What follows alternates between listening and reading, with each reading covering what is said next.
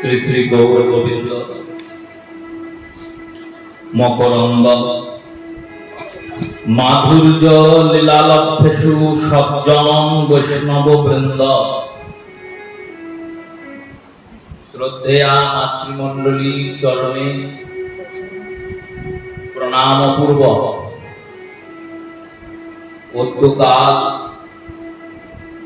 শ্রী হরিকথা শ্রী গোবিন্দের কথা শ্রী গোবিন্দের প্রকাশ রূপ শ্রী গোবিন্দের দ্বিতীয় স্বরূপ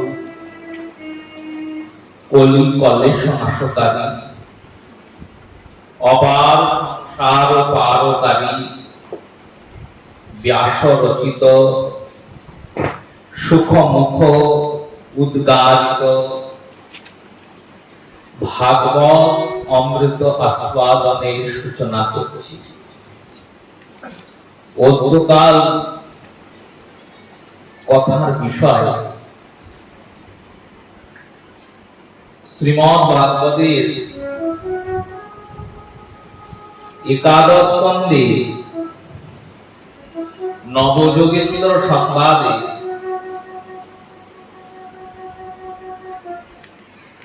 অবৃহত্র নামক ষষ্ঠ যোগী নিমিরাজনকে বললেন, তাবৎ কর্মাণি কুর্বত ন নির্বেততং ইয়াবতা মৎ কথা শ্রবণাদ্য বা শ্রদ্ধা যাবনো জায়তে। শ্রীমদ্ ভাগবতের একাদশ স্কন্ধে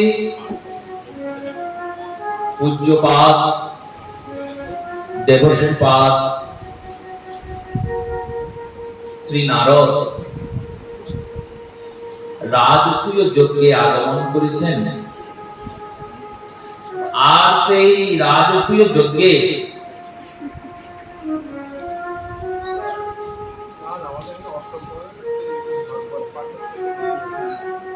শ্রী রাজসূয় যজ্ঞে দেবশ্রীপাদ ভগবান শ্রীকৃষ্ণের পিতা বসুদেবকে সম্মুখে পেয়েছেন। ভগবানের পিতার বসুদেব তিনি দেবশ্রীপাদ নারদকে সম্মুখে পেয়ে জিজ্ঞাসা করছেন, ভাগবত ধর্ম কাকে বলে? দেখুন,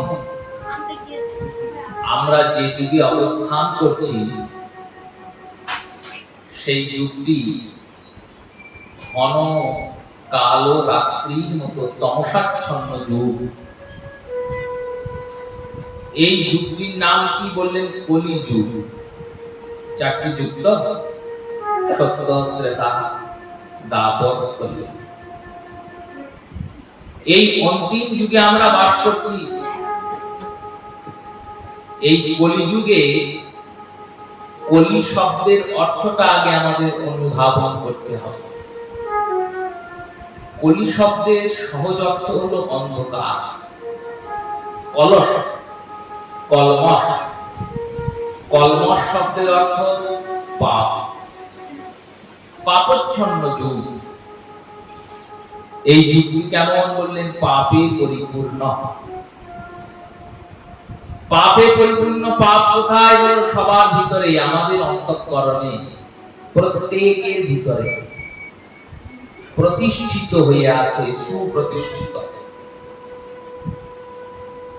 এই যুগে যারা যারা দেহ ধারণ করছেন, করেছেন, করবেন, তাদের আচরণটা কেমন বললেন? সতত আসতে মতি। সতত অসতে মতি। সতত শব্দের অর্থ স্বতঃস্ফূর্ত ভাবে, আর অসতে মতি মানে বললেন অসৎ কর্মে মতি। এই যুগে অসৎ কর্ম করার জন্য কাউকে প্রেরণা দিতে হবে না, অসৎ কর্মের জন্য কাউকে বলতে হবে না যে এই অসৎ কর্মটা করো।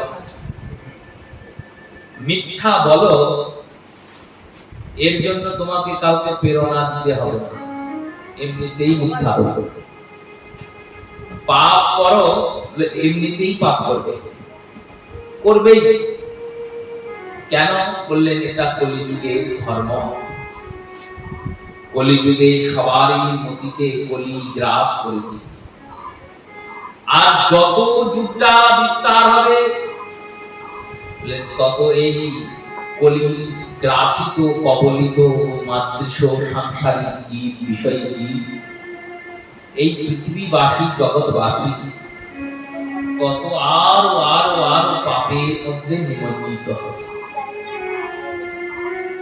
এই নিমজ্জিত জীবকে কি উদ্ধারের কোনো উপায় নাই? বললেন উপায় একটা আছে। কি উপায় জানেন? উপায় হলো কৃতে ধ্যায়তে বিষ্ণুম ত্রেতায়ে যজতে মুখা দাপরে পরিচর্যায়াম কলৌ তদকীর্তনা। সত্যযুগের যুগধর্ম ছিল ধ্যান। সত্যযুগে ধ্যানের দ্বারা ভগবত প্রাপ্তি হতো। ত্রেতার যুগধর্ম যজ্ঞ, যজ্ঞের দ্বারা ভগবত প্রাপ্তি। তারপরের যুগধর্ম, তারপরের যুগধর্ম হলো পরিচর্যা। আর কলৌ তদরি কীর্তনা, কলিযুগে যুগ ধর্ম হলো কীর্তন, ভগবানের নাম। এই হরিকথা শ্রবণ, এটা তো যুগ ধর্ম নয়, তাহলে আমরা অংশগ্রহণ কেন করব? প্রশ্ন হতে পারে না। কলিযুগে তো ভগবানের নাম করলেই সব হয়ে যাবে, তাহলে কৃষ্ণ কথা শুনতে যাব কেন? গৌর কথা, গোবিন্দের কথা শুনতে যাব কেন? দৃষ্টান্ত দিয়ে শ্রী বিশ্বনাথ চক্রবর্তী পাদ বলছেন দেখো, যদি মাটিতে বীজ ফেলা হয় আর জল দেওয়া হয়, বীজ ফেলার পর জল দিলে শস্য হয় তো? হ্যাঁ হয়। যদি মাটিতে বীজ দিয়ে জল দিলেই শস্য হয়, তাহলে এত রোদ্রে, এত উষ্ণতা, এত গরমে, কাঠ ফাটা রোদে ওই দুটো বলদকে নিয়ে চাষি কেন জমিতে নাঙল দেয়? মাটির উপর জল বীজ দিয়ে দিলেই হলো, তারপর জল দিয়ে দিলেই হলো, গাছ হয়ে যাবে। নাঙল দেওয়ার তো দরকার নাই। না, নাঙল দিলে জমির উর্বরতা শক্তিটা বাড়ে। এই যে নাঙল দিচ্ছেন, এই নাঙল দেওয়াকে বলা হয় কর্ষণ করা। চাষ শব্দের অর্থ এটাই। চাষ মানে রোপণ নয়। চাষ মানে কি হলো? চাষ মানে চষা, জমিকে যে চষবে সে তো চাষা। চাষা মানে কি হলো? যে জমি চষে। চাষ মানে চষা, চষা মানে কর্ষণ করা।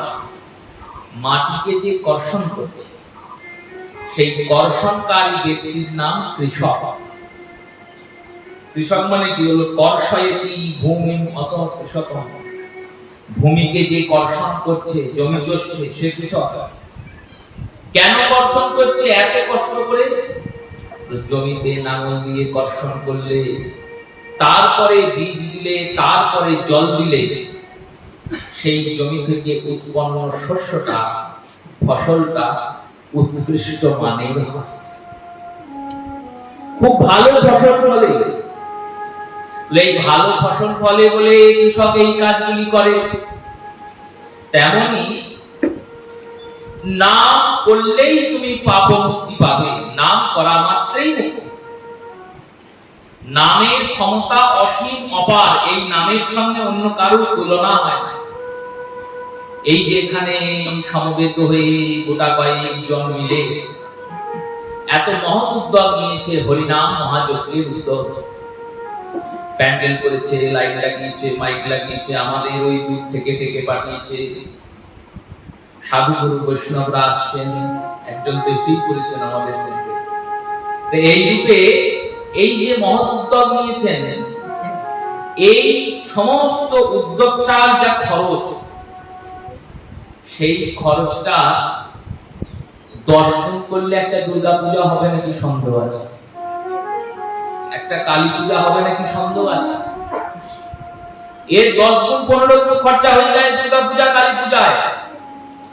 কিন্তু ওই পূজা করে কলিযুগের যুগ ধর্ম পালন হয় না। ওই পূজা করে যেগুলো পাওয়া যায় সেই বস্তুর দ্বারা তোমার কল্যাণ হবে না, তোমার ভববন্ধনের মুক্তি হবে না। বন্ধন থেকে আর নতুন বন্ধন করবে। দেখো, একটা গরুকে তুমি দড়া দিয়ে বেঁধে রাখছো, গরুটা খুব ছটফট করছে। গরুটাকে বললে, চিন্তা করিস না বাবা, আমি কাল তোর জন্য একটা রূপোর শেকল নিয়ে আসবো। আর রূপোর শেকল এনে তাকে গলায় পরিয়ে দিলে, সে রূপোর শেকল গলায় দিয়ে ভাবছে, দেখো আমি কত বড় হয়ে গেছি, আমার গলায় রূপোর শেকল দুলছে। রূপোর শেকল দোলাতে দোলাতে যাচ্ছে। এক বুদ্ধিমান ব্যক্তি বলছেন, এত আনন্দ কিসের? বলল, আমার মালিক গলা থেকে দড়িটা খুলে দিয়ে রূপোর শেকল পরিয়ে দিয়েছে। ওই 10 টাকার দড়ি গলায় নেই, আর এখন রূপোর শেকল দুলছে গলায়। এবার যার সঙ্গে দেখা হয়েছে তিনি বুদ্ধিমান ছিলেন, তিনি বললেন, রূপোর শেকল হলেও সেটাও তো এক রকমের দড়ি থাকলো, বন্ধনই হলো। দামটা বাড়লো জিনিসটা, দড়িটার দামটা বাড়লো, কিন্তু তুমি বাবা বাঁধাই থাকলে। সেই রূপে সংসার মোহমায়াতে আমরা বেঁধে আছি। তারপরে যদি আমার সংসারে আরো অর্থ আসে, ধন আসে, সন্তানদের বৃদ্ধি হয়, সম্পত্তি বাড়ে, তাহলে মোহমায়াটা বাড়বে না কমবে? বাড়বে। এই বাড়তে বাড়তে আমি যখন বুড়ো হব, আমি যখন যাব, তখন কি আমার ভগবত স্মৃতি হবে, ভগবানের চিন্তন হবে? হবে না। কি চিন্তন হবে? বললো, কেন এখান থেকে আমাকে চলে যেতে হচ্ছে? আমি চলে যাওয়ার পর এদের কি হবে? বললো, এই চিন্তা করতে করতে মরবো। আর মরার পর কি হবে? বললো, এই রাস্তার কুকুর বিড়াল হয়ে ওই বাড়ির চারিপাশে ঘুরে বেড়াবো, আর মনুষ্য শরীর পাবো না। কারণ তুমি এখানে যাই করো না কেন, এখানে অনেককে ফাঁকি দিয়ে যেতে পারবে মা, এখানে অনেককে ফাঁকি দিয়ে চলে যাওয়া যাবে, ওখানে ফাঁকি চলে না। ওখানে ফাঁকি চলে না। ওখানে যখন যাবে, যমরাজ জিজ্ঞাসা করবেন, সারা জীবনে কবার নাম করেছো? একবারও করি নাই। নাম করনি, তাহলে তুমি তো আর জিহ্বাটা পাবে না। কারণ এই জিহ্বাটা ভগবান দিয়েছেন নাম করার জন্য। তুমি যদি এই জীব দিয়ে নাম না করো, তাহলে এই জীবটা ভগবান আর দেবেন না। দেবেন না মানে বললো, খাওয়ার জন্য মুখ দেবেন, খেতেও পারবে, কিন্তু কথা বলতে আর পারবে না। যদি কোথাও হরিনাম সংকীর্তন হয়, সেখানে গিয়েছো, গিয়েছি, সেখানে সবাই যখন দুহাত তুলে নিতাই গৌর হরি বল বলেছেন, তখন তুমি দুটো হাত তুলেছো? না না, তুলি নাই। তোলো নাই যখন, তাহলে আর দুটো হাত তোলার দরকার নাই, দুটো হাত দেবো না। কি দেবো জানা? বললেন, কি দেবো? বললে, এবার তোমায় 4টে পা দেবো। দুটো হাত দেবো না, 4টে পা দেবো। পশু পাখি হয়ে ঘুরে ঘুরে বেড়া। তোমাকে এত সুন্দর ভগবান কান দিয়েছে, যে কানে এত কিছু শুনেছো, সেই কানে হরি কথা শুনেছো কি? বললো, না না, শুনি নাই। যখন শোনো নাই, তখন আর এই মনুষ্য শরীর নিয়ে লাভ নাই, মনুষ্য হয়ে আর জন্মাবো না। মানুষ হয়ে জন্মিয়েছি, পরের বার যদি মানুষ হয়ে জন্মাতে চাও, তাহলে ভগবানের নাম স্মরণ করো। এই ভগবত নাম, বুদ্ধ নাম, যজ্ঞের মহিমা। এই মহিমাটা কেমন? গৌরসুন্দর এই মহিমাকে প্রতিস্থাপন করলেন। আজকে নাম যজ্ঞের শুভ অধিবাস। অধিবাস শব্দের অর্থ কি? অধিবাস দু প্রকারের হয়। এক মন্ত্রাদিবাস, গন্ধাদিবাস। এই গন্ধাদিবাস প্রত্যেক দেবদেবীকেই করা হয়। ঠাকুর মশাইরা দেখবেন পুজো করেন, তখন গন্ধাদিবাস প্রত্যেক দেবদেবীর হয়। এই অধিবাস শব্দের অর্থ, অধিবাস শব্দের মূল অর্থ হলো আমন্ত্রণ করা, সবাইকে ডাকা। আজকে কিন্তু নাম হবে না, আজকে নামের জন্য সবাইকে ডাকা হবে, এটা অধিবাসের মূল। আর এই অধিবাস পর্বে যখন ডাকা হয়, তখন হলো ডাকা হওয়া মাত্র তারা সবাই চলে আসে। কে কে আসে? সবার সদ গৌর হরি আসে। নিতাই গৌর, সীতানাথ, গদাধর, শ্রীবাস, হরিদাস, যত গৌর পার্ষদ আছেন, যত সাধুগুরু বৈষ্ণব আছেন, যত অনন্য গৌর ভক্তগণ আছেন, একমাত্র আমাদের সম্প্রদায়, এই গৌড়ীয় বৈষ্ণব সম্প্রদায় এই নামযজ্ঞ অধিবাসের পরম্পরা। অন্যান্য পরম্পরাতে কিন্তু গৌর সুন্দরের আরাধনার এত মাহাত্ম্য নাই। সেখানে মহাপ্রভুকে মহাপুরুষ হিসেবে, মহাত্মা হিসেবে গণ্য করা। সেখানে ভাগবতের অধিবাস হয়, ভাগবত সপ্তাহ হয়, সপ্তাহের বিশ্রামের যজ্ঞ হয়। আমাদের একটাই যজ্ঞ, হরিনাম যজ্ঞ। কেন বললেন? এটা করতেই প্রভু এসেছেন। এই নবযোগীন্দ্র সংবাদে উল্লেখ হয়েছে মহাপ্রভুর আগমন। এই নাম করলেই যদি মুক্তি হয়, নাম তো আমরা সবাই করছি, নাম তো করা থেকে বিরত নেই। মহাপ্রভু চৈতন্য চরিতামৃতে বললেন, পৃথিবীতে যত আছে নগরাদি গ্রাম, সর্বত্র প্রচারিত হবে মোর এই নাম। পৃথিবীতে যেখানে যেখানে গ্রাম গঞ্জ আছে, সব জায়গায় এই হরিনাম প্রচার হয়। শহরাঞ্চলে বৈশাখ মাসে হরিনাম হোক না হোক, গ্রামাঞ্চলে এখনো বৈশাখ মাসে নাম বেরোয়। কার্তিক মাসে টহল দেয় প্রভাত কালে, মাঘ মাসে নাম হয়। 3 মাস নাম তো হয়, বৈশাখ, কার্তিক, মাঘ। 3 মাস না হলেও 1 মাস হয়। 1 মাস না হলেও বৎসরান্তে কোন না কোন স্থানে একটা করে হরিনাম যজ্ঞ হয়। এত নাম হচ্ছে, তবু আমাদের উদ্ধার হচ্ছে না কেন? তবু আমাদের মুক্তি হচ্ছে না কেন? নামের ক্রিয়া হচ্ছে না কেন? এক রোগী গিয়েছেন ডাক্তারের কাছে, যে তার রোগ বলেছেন, আর সব রোগ শুনে ডাক্তার বাবু ওষুধ দিয়েছেন। ওষুধ দেওয়ার পর নিয়ম কানুন সব বলে দিয়েছেন, ওষুধ খাওয়ার নিয়ম, ওষুধের সঙ্গে সঙ্গে কি খাবে না খাবে সব কিছু বলে দিয়েছেন। তো এবার রোগী 1 মাস পর গিয়েছে আবার ডাক্তারের কাছে। এবার 1 মাস পর ডাক্তার দেখছেন, দেখছেন কি? দেখছেন 1 মাস আগে যা রোগের পরিস্থিতি ছিল, 1 মাস পরে রোগ বেড়ে গিয়েছে। কি রোগ হয়েছে? রোগী বলল মধুমেহ রোগ হয়েছে। মধুমেহ মানে সুগার, ডায়াবেটিস হয়েছে। ডাক্তার বাবু তার বই খুলে দেখছেন, ভাবছেন এ কি করে হলো, এ তো হওয়া সম্ভব নয়, এত দামি দামি ওষুধ দিলাম সুগার কমানো, সুগার তো কমেইনি, উল্টে বেড়ে গেছে। রোগীকে বলছেন, আপনি সব ওষুধগুলো খেয়েছিলেন? হ্যাঁ খেয়েছিলাম। দেখান তো কোনটা কখন খেতে বলেছিলাম। রোগী সব দেখিয়ে দিয়েছে, এটা এই সময়, এটা ওই সময়, সেটা সেই সময়, সব দেখিয়ে দিয়েছে। এবার দেখিয়ে দেওয়ার পর ডাক্তার বাবু বলছেন, আপনাকে যে নিয়মগুলো বলেছিলাম সেগুলো পালন করেছিলেন? ডাক্তার বাবু বলছেন এই কথা। রোগী বলছেন কোন নিয়ম? লইতে বলেছিলাম মিষ্টি কম খাবেন, সুগার যে খাবারে হয় সেই সব খাবার কম খাবেন, এগুলো পেলেছেন? রোগী বলছেন তাহলে আপনার কাছে এলাম কেন? আমার কাছে এলাম কেন মানে?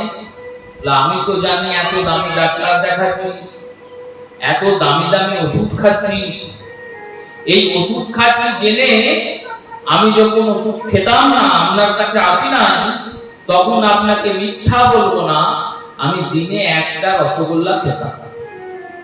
সারা দিনে রাত্রে গিয়ে একটা রসগোল্লা দিয়ে আমি রুটি খেতাম। খুব ভালো কথা। এবার আপনাকে দেখানোর পর চিন্তা করলাম এত দামি ডাক্তার, এত দামি ওষুধ, তাহলে আমি একটা মিষ্টি কেন খাবো? আমি প্রতিদিন 4টে করে মিষ্টি খাচ্ছি। ডাক্তার বলছেন আমি কেন, স্বয়ং ভগবানও আপনার রোগ সারাতে পারবে না। কেন? ওষুধ খাচ্ছি যে, ওষুধ খেলে রোগ খাবে না? ওষুধের সঙ্গে সঙ্গে তো মিষ্টিটাও খাচ্ছেন, ওষুধ খেলে তো হবে না, ওটা তো বন্ধ করতে হবে। সেই রকমই আমাদের হরিনাম, আমরা নাম করছি কিন্তু নাম করার মতো করছি না। নাম করছি, নাম ওষুধটাকে সেবন করছি, কলিযুগ মহাঔষধি, কিন্তু এই মহাঔষধির সঙ্গে যে নিয়মগুলি পালন করা কর্তব্য, সেই নিয়মগুলো পালন করতে চাইছি না। কৃষ্ণ কথা হচ্ছে, এখানে আমরা কজন এসেছি দেখুন, গোনা যাবে লোক। কালকে মহোৎসব, কালকে হরিনাম হবে, পরশুদিন মহোৎসব হবে, সেই দিনকে দেখবেন কত লোক আসবে, সেদিন দেখবেন কত লোক আসবে। সেই দিনকে এসে প্রসাদ পাবে, পাও প্রসাদ বেশি করে পাও, মহাসুখে প্রসাদ পাও, পাইয়া আনন্দ। এই প্রসাদ দেওয়ার ঠাকুরই তো আমার গৌরী। নিতাই চাঁদ গৌর এসেছেন কেন? বললেন মানুষকে খেতে দাও, প্রসাদ দাও, বেশি করে করে প্রসাদ খাওয়াও। কিন্তু ওই প্রসাদ যেটা খেলে সেটা কিছুক্ষণের মধ্যেই তোমার শরীর থেকে বেরিয়ে যাবে। আর আজকে যে প্রসাদটা দেওয়া হচ্ছে কৃষ্ণ কথারূপী প্রসাদ, কাল সারাদিন যে কৃষ্ণ নামরূপী প্রসাদ হবে, এই প্রসাদ যদি দিনে একবার খেতে পারো, আজীবনের মধ্যে এই হরিনাম যজ্ঞে যদি এসে একবার বসতে পারো, একবার কৃষ্ণ কথা শুনতে পারো, কৃষ্ণ নাম শুনতে পারো, তাহলে সে প্রসাদ কিন্তু আর বেরিয়ে যাবে না, অন্তঃকরণে থেকে যাবে। মনের আনন্দে তুমি গোবিন্দ ভজনা করো, গোবিন্দ ভজনা। সেই কারণে যেমন কৃষক জমির উর্বরতা বৃদ্ধির জন্য, উর্বরতাকে বাড়ানোর জন্য অত পরিশ্রম করে মাঠে লাঙল দেয়, তারপর বীজ ফেলে, জল দেয়, তেমনি কথা শ্রবণ করে যদি তুমি নাম স্মরণ করো, শ্রবণের পরে যখন কীর্তন করবে, তখন কীর্তনের স্ফূর্তি বেশি হবে।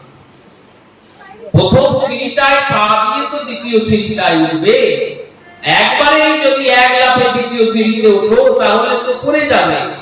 শ্রী প্রহ্লাদ তার পিতাকে বললেন নবধা ভক্তি উপদেশ করে, এই নবধা ভক্তি, 9টা ভক্তি তো 64 অঙ্গের মধ্যে পরপর নেই। 64 অঙ্গের যে ভজনা ক্রম শ্রী রূপ গোস্বামী পাদ সাজিয়েছেন ভক্তি রসামৃত সিন্ধু গ্রন্থে, সেখানে কিন্তু শ্রবণের পরে কীর্তন নেই, শ্রবণ এক জায়গায়, কীর্তন অন্য জায়গায়, অনেক দূরে দূরে, বিষ্ণু স্মরণ অনেক দূরে। শ্রী প্রহ্লাদ ওই 64 জনের মধ্যে বেছে বেছে 9টাকে নিয়ে নিলেন। এমন 9 জনকে যে 9 জনার হাত ধরলে তুমি ভবসাগর পার করতে পারবে।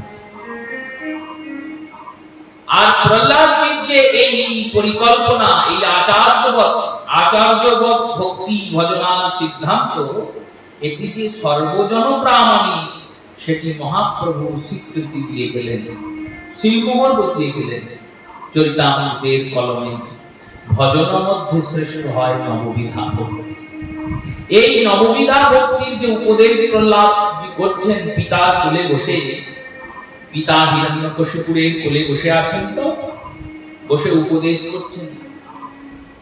পিতা জিজ্ঞাসা করছে প্রহ্লাদকে, প্রহ্লাদ তোমাকে তো পাঠিয়েছিলাম বিদ্যালয়ে দ্বৈত শিক্ষার জন্য। দ্বৈত শিক্ষা কোনটি? এখন আমরা যে শিক্ষা দীক্ষায় পরিপূর্ণ হচ্ছি সেটাই দ্বৈত শিক্ষা। দ্বৈত শিক্ষা মানে কি? বললেন পূজা অর্চনা করা যাবে না, ভগবানের ভজনা করা যাবে না, যারা করে তারা মূর্খ, পাষণ্ড, অজ্ঞানী, অশিক্ষিতের দল, তাই তো ভগবানের ভজনা করে। যারা শিক্ষিত তারা ভজনা করে। এই দ্বৈত শিক্ষার ফল দেখুন, আমরা গলায় তুলসী পরা ভুলে গিয়েছি, মাথায় শিখা রাখা ভুলে গিয়েছি, তিলক অঙ্কন করা ভুলে গিয়েছি। এগুলো তো ভুলেছি। তিলক করলে শিখা রাখলে সে তো বাবাজি হয়ে গেল, সে তো আর মানুষের পর্যায়ে নেই। তাকে অচ্ছুত করে দেওয়া হবে, তাকে বলা হবে ওর সঙ্গে বাবা চলাফেরা করা। এখন এই শিক্ষার কুফলগুলো দিন দিন আসছে। আর কুফল আসছে, দেখুন কি কুফল, সতবা অথবা না বিধবা চেনা দায় হয়ে গেছে। নারীকে দেখে চেনা বোঝা যাবে না যে সে সতবা বিধবা না অথবা কুমারী, সতবা না বিধবা। এই তো শিক্ষা শুরু হয়েছে না। শিক্ষা আমরা ছবি টিকি রাখবো না, গলায় মালা পরবো না, তাহলে আমরা গ্রাম্য হয়ে যাবো, তাহলে আধুনিকতা থাকবে না। ধুতি পরবো না, তিলক রাখবো না, এই করতে করতে এই জায়গায় গিয়েছে। ভবিষ্যৎ আরো খারাপ আসছে। খারাপ আসছে কেন বলো? দৈত্য শিক্ষার এটাই গুণ। দৈত্য শিক্ষা শেখায় কি করে উদর ভরণ করতে হয়, পেট কি করে ভরাতে হয়। এই পেট ভরানো বিদ্যার নাম দৈত্য শিক্ষা। দৈত্যের কাছে পাঠিয়েছেন শিক্ষিত করতে। প্রহ্লাদজিকে বলছেন বলো বাবা কি শিখে এলে? প্রহ্লাদজি বলছেন বলবো, বলো বলো বলো। প্রহ্লাদজি ওই পিতার কোলে বসে, যে পিতা হিরণ্যকশিপুরের মতো মহা অত্যাচারী, যে কৃষ্ণ নাম শুনলে হরি নাম শুনলে শাস্তি বিধান করেন, সেই রকম কোলে বসে বলছেন শ্রবণম কীর্তনম শ্রী বিষ্ণু স্মরণ।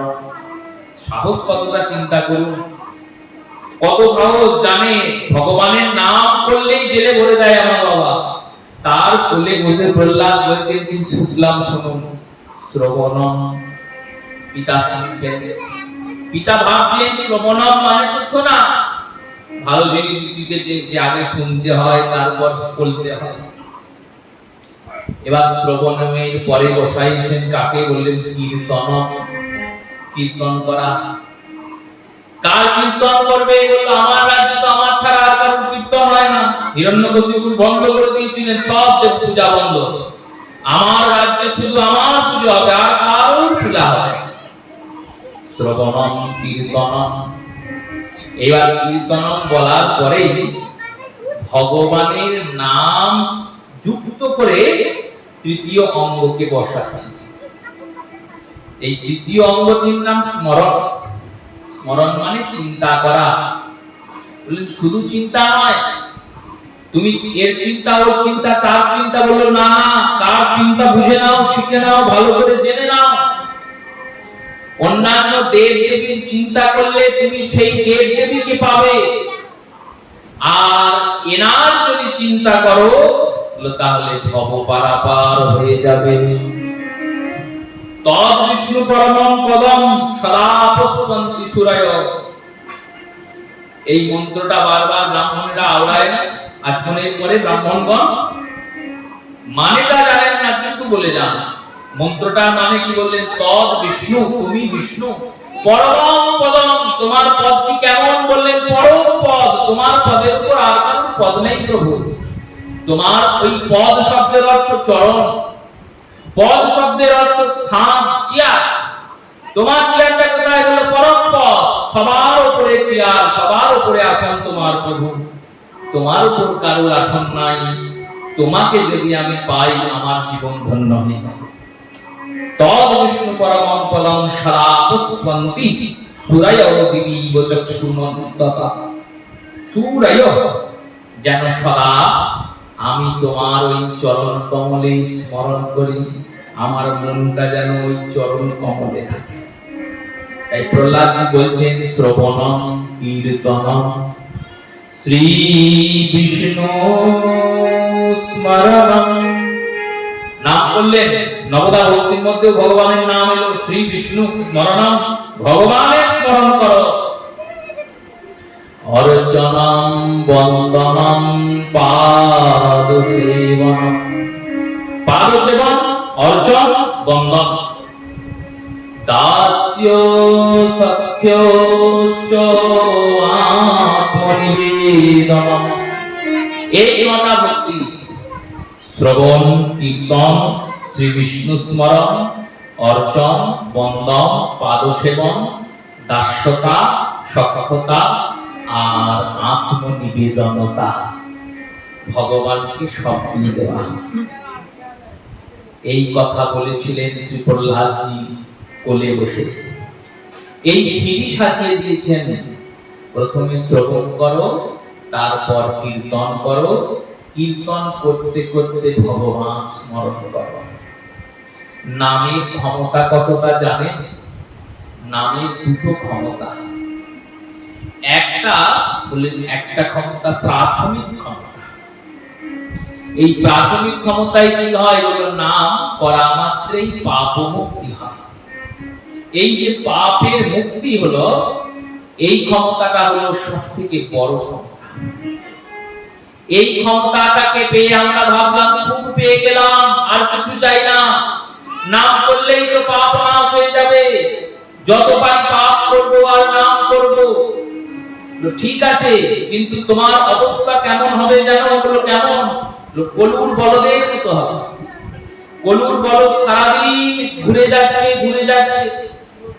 ওইটা যদি না ঘুরে সোজা রাস্তায় হাঁটতো কত দূর চলে যেত। কিন্তু যেতে পারে কোথাও পারে না। কেন? বললো যেখানে শুরু করেছে সেখানেই তো শেষ, যেখানে শুরু সেখানেই শেষ। তেমনি তুমিও নাম করছো আর পাপ করছো, নাম করছো আর পাপ করছো। যেই পাপ করছো তারপর নাম করছো, নাম ক্ষয় করে দিচ্ছে পাপকে। হস্তি স্নানের মতো হাতিকে স্নান করিয়েছে মাউট, আর যেই ডাঙায় তুলে দিয়েছে অমনি হাতি এক মুঠো ধুলো নিয়ে নিজের গায়ে নিয়ে নিয়েছে। অমনি এক মুঠো ধুলো গায়ে মেখে নিয়েছে। আর গায়ে যেই মেখে নিয়েছে না, আবার মাউট ভাবছে কি করবো, আবার নামিয়েছে, আবার স্নান করে দিয়েছে, আবার ধুলো মেখে নিয়েছে। তেমনি আমরা এই নাম করছি, আর নাম করে আবার বিষয় ধুলো মলিন চিত্ত করছি, চিত্তটাকে মেখে দিচ্ছি, চিত্তে মাখিয়ে চিত্তটাকে মলিন করছি, আবার নাম করছি, আবার চিত্ত মলিন করছি। ফল কি হচ্ছে? বললো ফল আমরা সারা জীবনেও দিতে পারছি না। তাহলে কি নাম ছেড়ে দেবো? বললো না না, নামকে ছাড়লে হবে না। নামের মতো মহিমা কারোর নাই।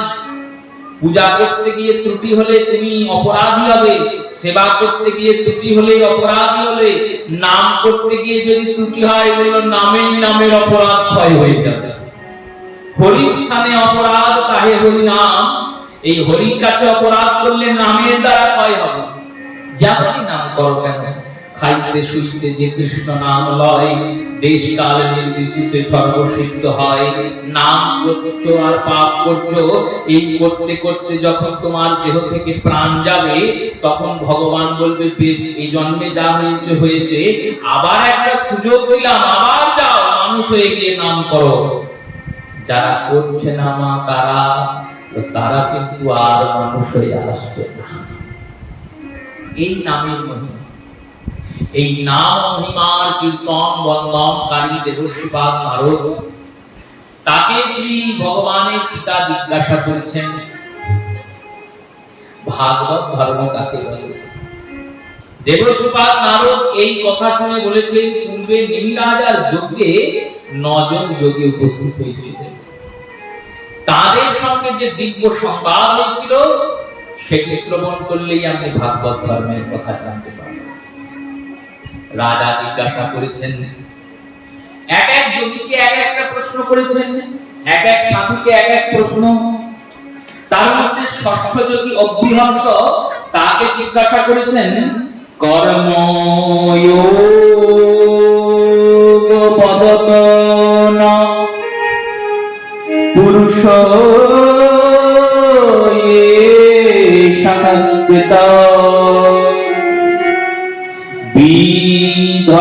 বিধয়াসু কর্মাণি নৈষ্কর্মণং বিন্দতে পরম।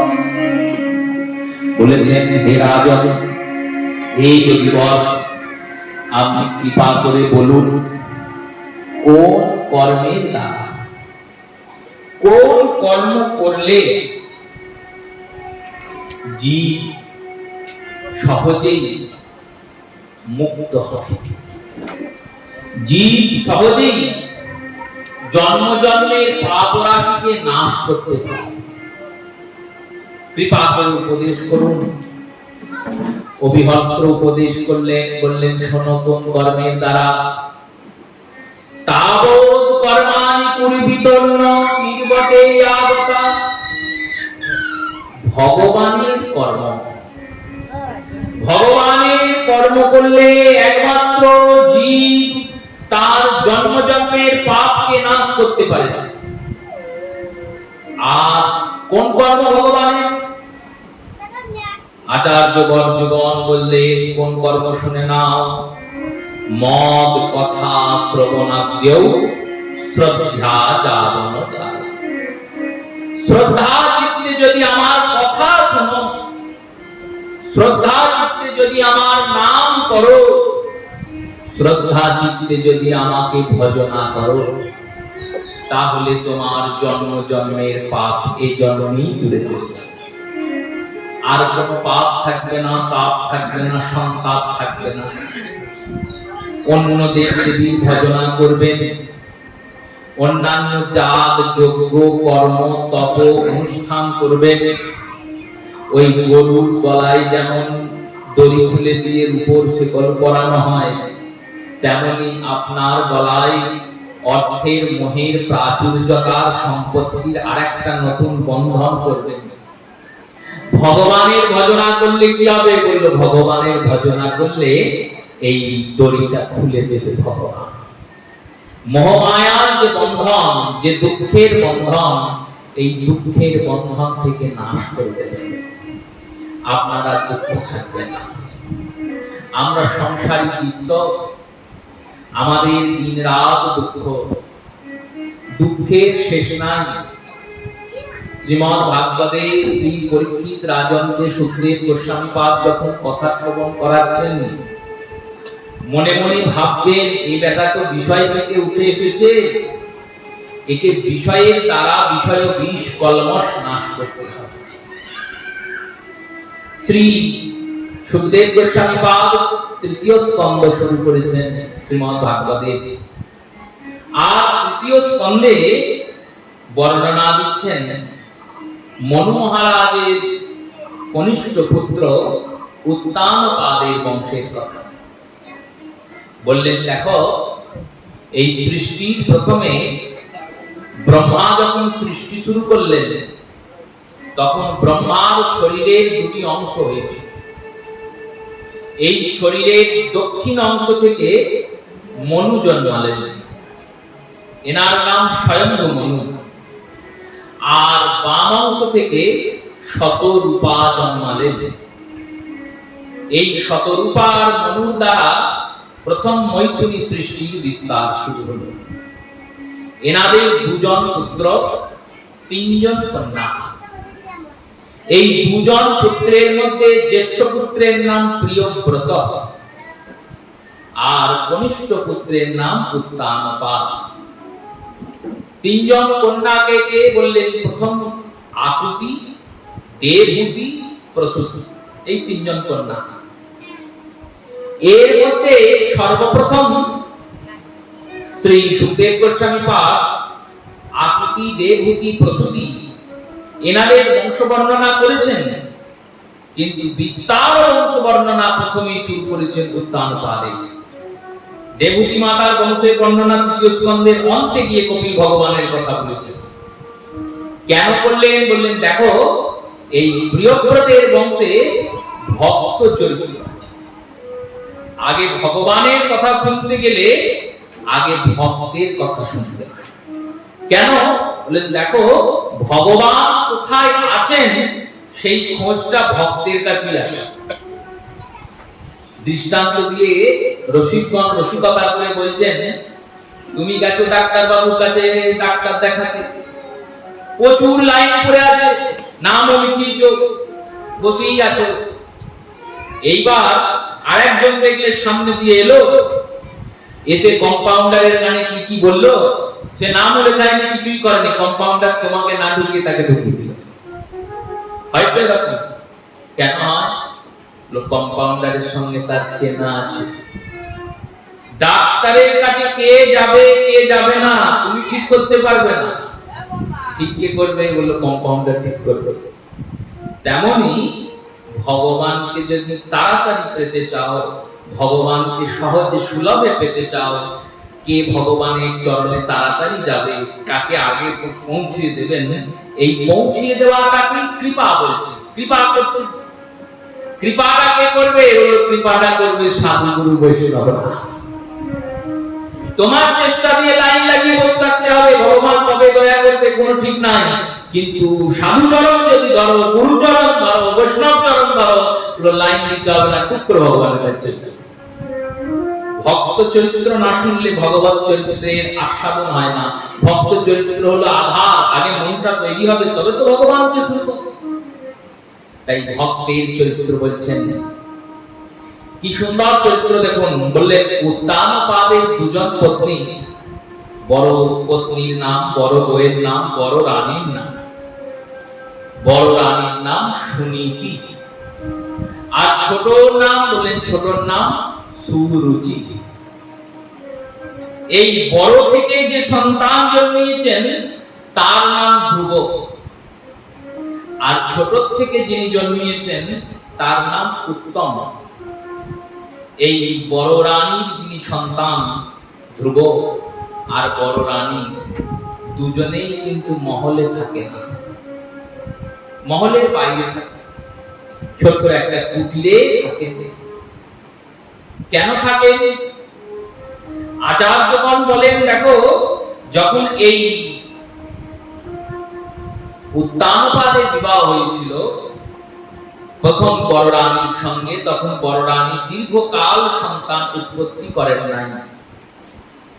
বহুকাল সন্তান জন্ম না দেওয়ার জন্য এই বড় রানী সুনীতির অনুপ্রেরণায় উত্তানপাদ দ্বিতীয় বিবাহ করেন সুরুচির সঙ্গে। আর বিবাহ যখন হয়েছে তখন একটা শর্ত রাখা হয়েছিল। কি শর্ত? সুরুচি বলেছিলেন, আমার সন্তান যদি ছোট হয় তবুও সেই রাজা হবে।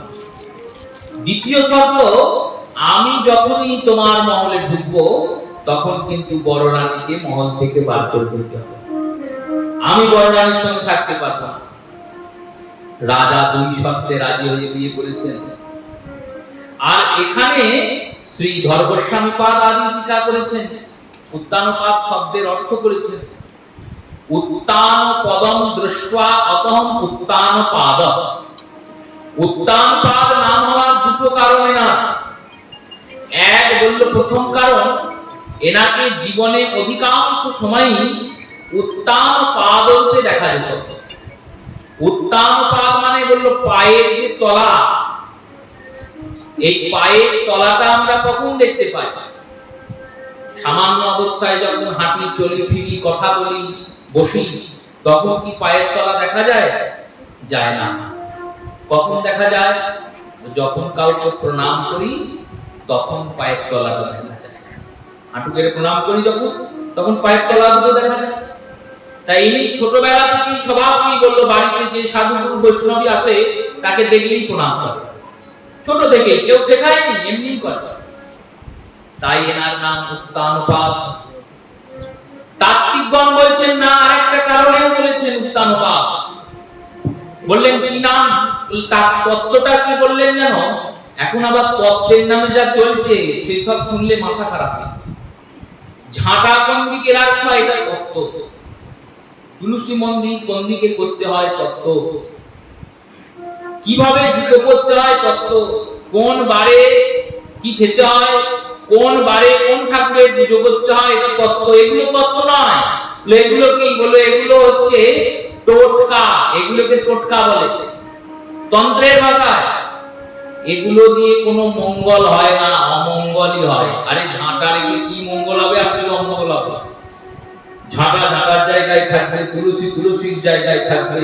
তুলসীর মন্দির আছে বাড়িতে, অথচ সাধু গুরু বৈষ্ণবের আগমন হয় না, হরিনাম হয় না, নাম কীর্তন হয় না। সে মন্দিরে গেলাম কি? তুলসীকে বললেন, তুলসী ভগবানের প্রিয়া, কৃষ্ণের প্রিয়া। তুলসীর মন্দির আছে বাড়িতে, তুলসী দেবীকে জল দিচ্ছে, অথচ বাড়িতে কৃষ্ণের নাম করে না। বউয়ের কেনে বসিয়ে রেখেছি আর বউয়ের সামনে স্বামী নিন্দা করে যাচ্ছে, থাকবে গো? পালিয়ে যাবে। পতিব্রতা নাই, চলে যাবে। আমার বরের নিন্দে করছে, আমি কেন যাবো? শিবনিন্দা না শুনে সতী দক্ষ যজ্ঞে পুড়েছিলেন। পতির নিন্দা। সেই রূপে তত্ত্ব শব্দের অর্থ কি বললেন? তত্ত্ব শব্দের অর্থ যেটা হৃদয়কে আন্দোলিত করে, যার দ্বারা জ্ঞান পাওয়া যায়, এর নাম তত্ত্ব। শ্রীমদ্ ভাগবত তত্ত্বের শিরোমণি গ্রন্থ। উত্তানপাদ শব্দের অর্থ, সামান্য অর্থ এটাই যে যার পায়ের তলা সবসময় দেখা যায়, সে সবসময় প্রণাম করে বলে এর নাম উত্তানপাদ। দ্বিতীয় তত্ত্ব কি জানেন? আমরা সবাই উত্তানপাদ। এখানে যারা যারা বসে আছে সবাই কেন? আমরা যখন মায়ের গর্ভে ছিলাম তখন আমাদের পা দুটো ছিল উপরে, মাথাটা ছিল। উত্তানপাদ শব্দের এটা অর্থ, পা দুটো উপরে ছিল, মাথাটা নিচে ছিল। দুজন পত্নী, আমাদের প্রত্যেকের দুজন পত্নী। একজনের নাম সুনীতি, একজনের নাম সুরুচি। এই নীতি নাম শব্দের অর্থ বললেন সুনীতি, কুনীতি নয়, সুনীতি। যার নীতিটা সুন্দর, নীতি মানে আদর্শ। আর সুরুচি, রুচিটাও কেমন? অরুচি, কুরুচি নয়, সুরুচি। আমাদের এই রুচিজাত কর্ম, আমরা রুচি অনুযায়ী কর্ম করব না নীতি অনুযায়ী কর্ম করব? কি করি আমরা? আমরা সব সময় রুচি অনুযায়ী করি, নীতি অনুযায়ী করি না। ভগবানের প্রসাদের নিমন্ত্রণ দেখুন, সহজে মাথায় ঢুকে যাবে। আপনাদের না ঢুকুক, আমার তো ঢুকবেই, আমার তো মোটা মাথা। আপনাদের সূক্ষ্ম মাথা ঢুকবে, আমার মোটা মাথা। নিজেকে বোঝানোর জন্যই বলছি। রবিবারের বাজার, আপনার এক জায়গায় একই দিনে দুজন নিমন্ত্রণ নিয়ে এসেছে। একজন এসেছে বউ ভাতের নিমন্ত্রণ, আর একজন এসেছে গোবিন্দের প্রসাদের নিমন্ত্রণ। একই দিন, একই গ্রামে, আপনাকেই যেতে হবে। কোনটায় যাবেন বলুন? কোনটায় যাবেন? প্রসাদে না বউ ভাতে? বউ ভাতে যাবে। প্রসাদে গিয়ে কি ঘাস খাবো? ওখানে কি খাওয়া ঠিকঠাক হবে? প্রসাদে যাবো। কে বাদ থাকলো? দুজনেই তো নেমন্তন্ন করে গিয়েছে। বললো রুচি বাদ থাকলো, মুখে বলছে, মুখ বলছে চল ওখানে গেলে ভালো মন্দ পাওয়া যাবে, বড় বড় রসগোল্লা পাওয়া যাবে। আর এখানে গেলে তো ওই চিড়ে মুড়ি দেবে, কি খাবো? ও যাবে না, ও তো পরেও বলা যাবে বউ ভাতে যাবো। মনটা যেমন নিয়ে চলে গেল রুচিতে, তেমনি উত্তানপাদের দুজন স্ত্রী। উত্তানপাদ সদা সুরুচির অধীনস্থ। সুরুচি রূপবতী, কলাবতী, গুণবতী। পতিকে একবারে হাতে করে রেখে সুনীতির কথা উচ্চারণ করেন না। সুনীতি দূরে থাকে কুটির ঘরে। তার সন্তান ধ্রুব, সেও মানুষ হচ্ছে, রাজার ছেলে, ভিখারির মতো মানুষ হচ্ছে। যেহেতু পিতা মাকে মহলে জায়গা দেন, ছোট্ট ধ্রুব মাকে এসে জিজ্ঞাসা করেছে, মা আমার বাবাকে, তোমাকে তো দেখি, বাবাকে তো দেখি না। তিনি কি কোনো দূর দেশে গেছেন? কোথায় গেছেন? তিনি বেঁচে আছেন এটা তো তোমায় দেখলেই বুঝতে পারি, মাথায় সিঁদুর আছে। শ্রী সুনীতি বলেছেন, তোমার বাবার নাম মহারাজ উত্তানপাদ। ওই যে মহলটা দেখছো, ওই মহলের যিনি রাজা, তিনি তোমার পিতা। ধ্রুব বলেছে, বেশ, তাহলে আমি বাবার কাছে যাব। ছুটতে ছুটতে গিয়েছেন, দেখছেন বাবা কোলে ছোট ভাই উত্তমকে নিয়ে বসে খেলা করছে। ধ্রুব গিয়েছেন, ধ্রুব গিয়ে বলেছেন বাবা। ধ্রুবকে চিনতে পেরেছেন রাজা, কারণ রাজা খবর নেন সবই, কিন্তু সুরুচির ভয়ে কিছু করতে পারে না। রাজা জানেন ধ্রুবর নামে আমার এক সন্তান আছে, সব খবর নেন, সব ব্যবস্থাও করেছেন, কিন্তু কাছে এনে রাখতে পারেন না। ধ্রুব গিয়েছে, ধ্রুবকে কোলে করেছেন, কোলে নিয়ে বসিয়েছেন মা, পিতা বসিয়েছেন কোলে। যেই বসিয়েছেন দাসীরা খবর দিয়েছে সুরুচি বিমাতা ছুটতে ছুটতে এসেছে রানী, এসে ধ্রুবকে কোল থেকে আছাড় মেরে নামিয়েছে, নামিয়ে বলছে শোন, তোর পিতার এই কোলে যদি বসতে হয় তুই বনে যা, বনে গিয়ে তপস্যা করবা, ভগবানের ভজনা করে তপস্যা করে আমার গর্ভতে যদি জন্মাতে পারিস তাহলে এসে পিতার কোলে বসেছিস। তিরস্কার করে একবারে দূর দূর করে তাড়িয়ে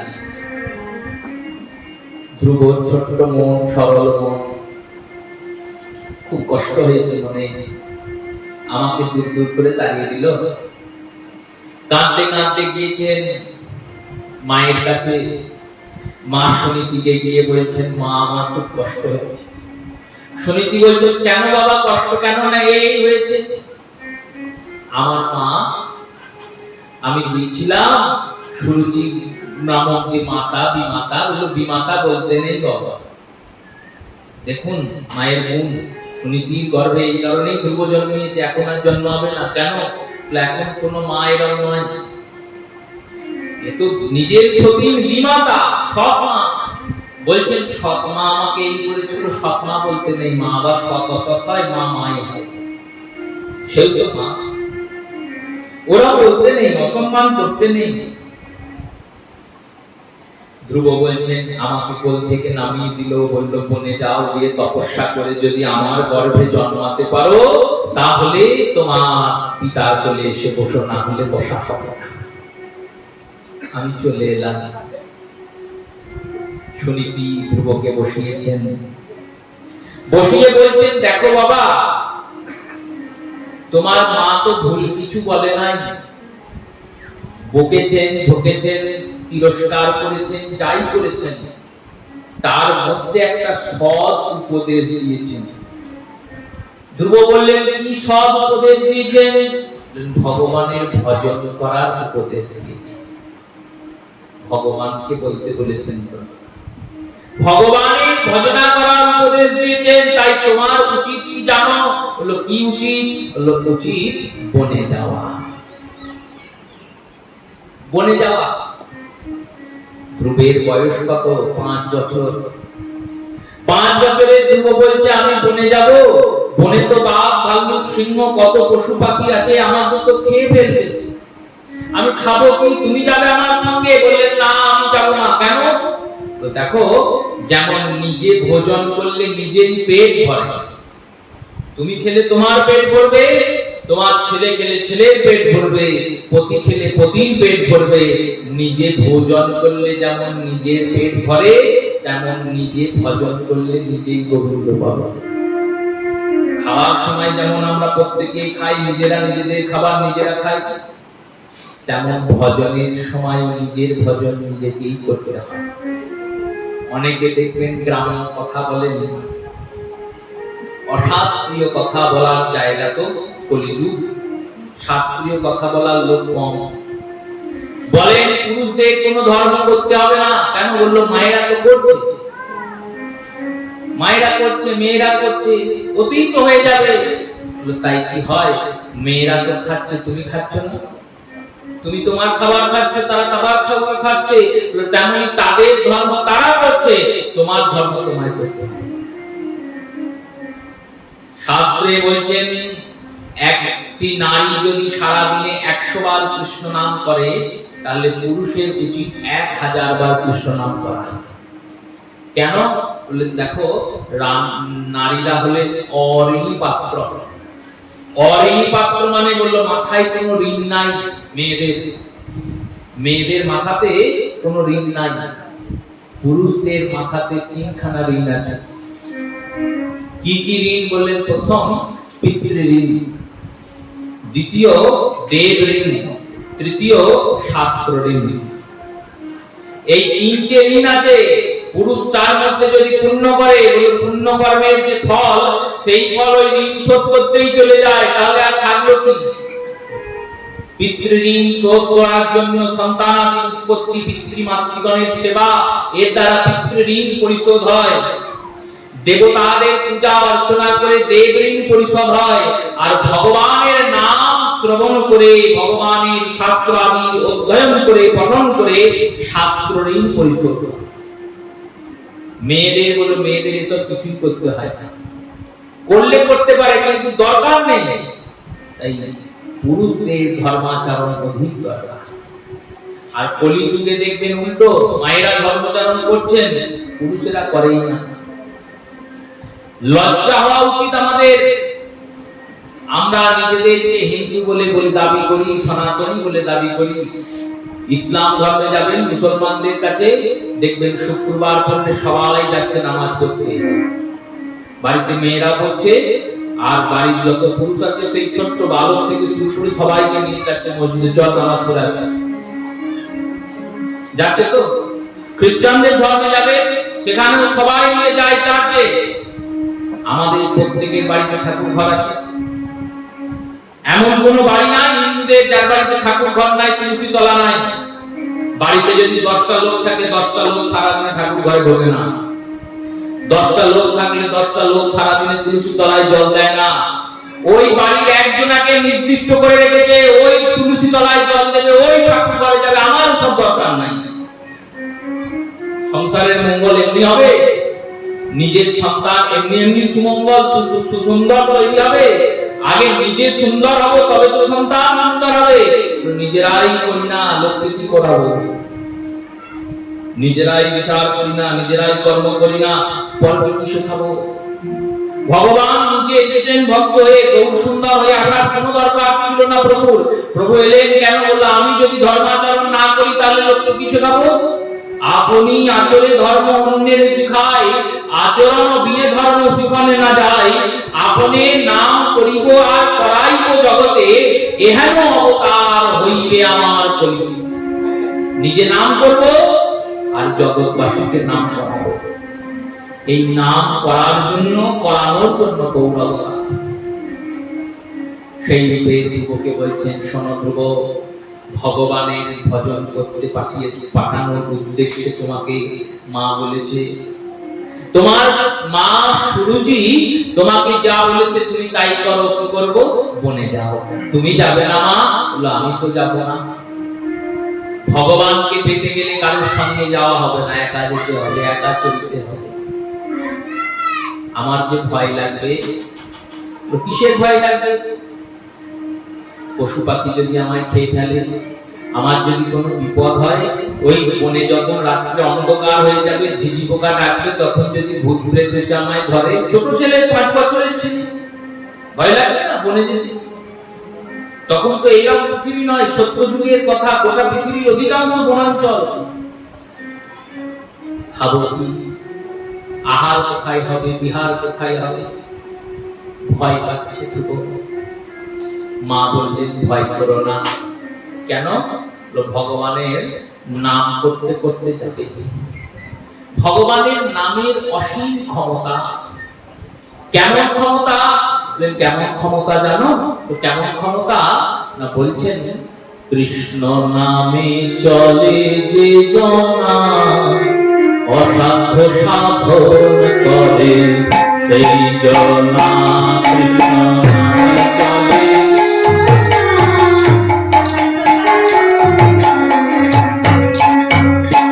কৃষ্ণ নামে চলে যে জনা, অসাধ্য সাধন করে সেই জনা।